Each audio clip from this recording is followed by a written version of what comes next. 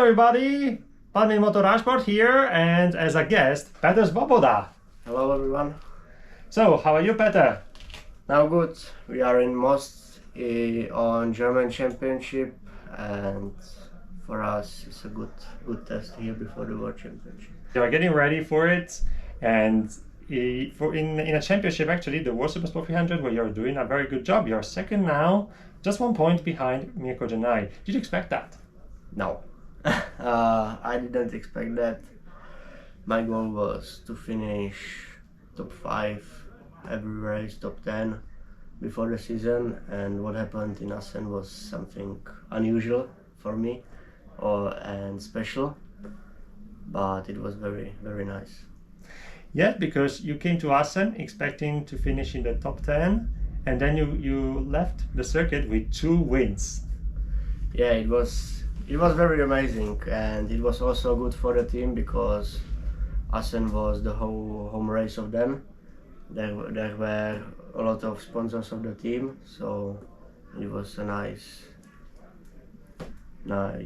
feeling to see the happy people from the team.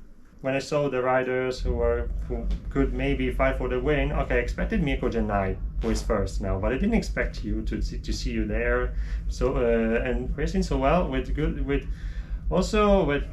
strategies. You can tell a bit more also about how you manage the races. I don't know how I managed the races, but I did my first races on wildcard in 2020. And I did all season in 2021, and in 2022 I was the replacement rider, so I did quarter past of the season.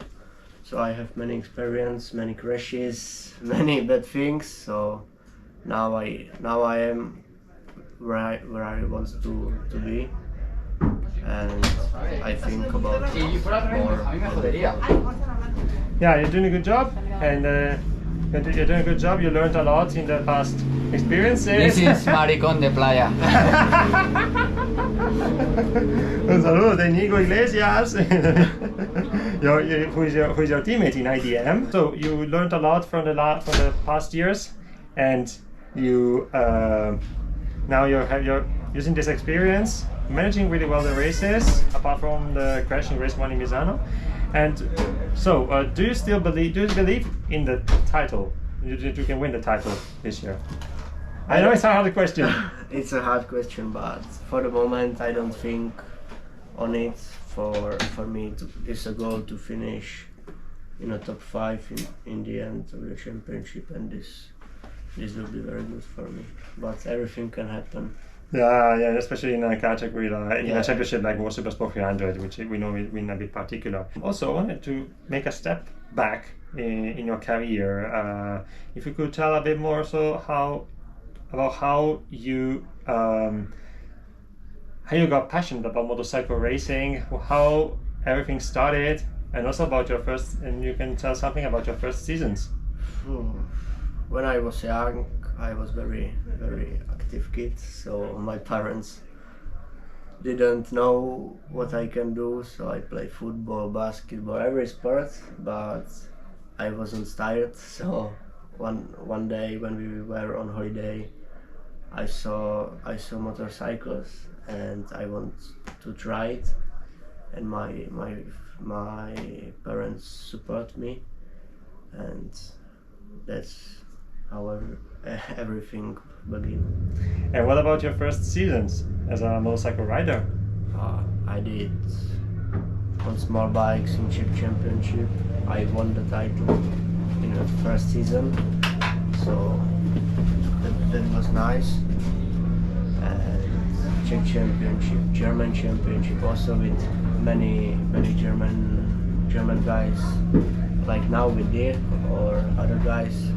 Yeah, like Dirk Geiger, who's also your rival in the IDM and World Championship. Yeah, and also 2014, he was the champion and I was the second in the championship. So it's nice to be with him on a podium for, I don't know, 8 years, 9 years. Yeah. After so long, you're still there. Both of you guys. It's really good. You can tell us a bit more also about the categories where you raced. before getting to Supersport 300? Phew. From small bikes to bigger Honda NSF 100.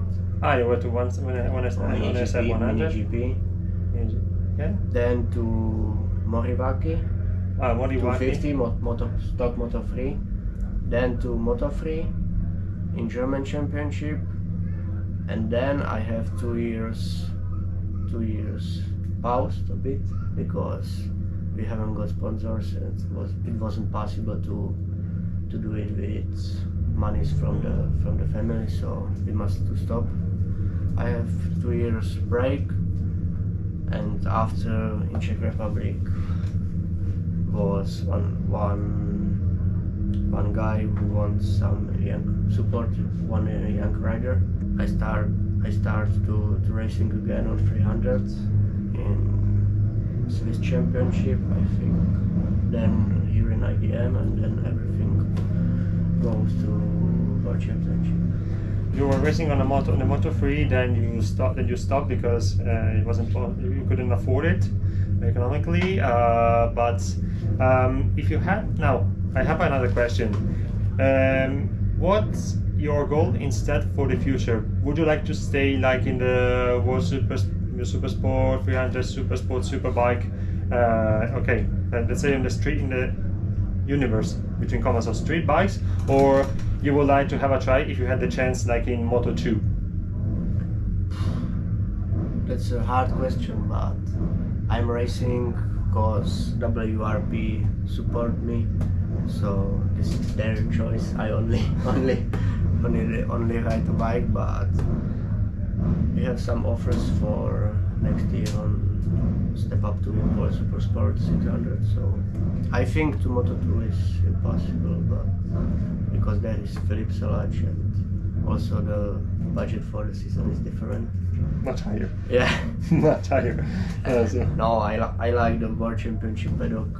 From my side is the more familiar than MotoGP paddock. So I want to stay there and see what happens. And maybe get to World Superbike, where we also saw in recent years Andrzej Jerzek, who is being coaching you right now. Yeah. Yeah. And what's the main thing that you learned so far from him? We work in the winter with some condition practices that helped me a lot, and he is coach also for Oliver Koenig in Superbike. So we train together, and this is the best thing of the coaching. After the break you had some years ago, you're back racing in Supersport 300. You're able also to be at very high level. And in conclusion, so I would like to ask you who you want to say thank you to for what you're able to do now, and you will achieve also in the future. The thank you moment, let's say. Thank you moment. To all the Czech fans, to my family, to WRP that support me from the beginning, and I don't know, to my team for the hard work what they did. Yeah, the team so RT Motorsport by SKM. Yeah, to remember. And also to them, because I asked them last year in Manicure, and every seats were full, so I was very lucky. Oh, see, you were very lucky, and you are also returning the trust in you. You are returning back with very good results, and hopefully will continue like this. Yeah, we will see what happens in the future. Yeah, you're so modest, so realistic. Yeah, no, you must to stay on the ground. You never know what happened. I have after Barcelona, I have 13 points gap, and then I was chilled, calm, and then you have one bad race in Misano, and everything is different. Everything changes, because you also had the crashing race 1, and Mirko Gennai could overtake you, but then you still could recover some points on him, because in race two when in 300 is everything possible, so you never know where you can finish. For example, in Misano in last lap in race 2, I think Mirko was second or third, and he finished 7th, I think. Yeah, so, and you finished 3rd. Yeah. Yeah, I think we know that things can change pretty easily. Thank you very much, Petr. Thank you so much for your... Thank you for watching, and see you at the racetrack. Yeah. Thank you. Thank you. Ciao. Ciao, ciao.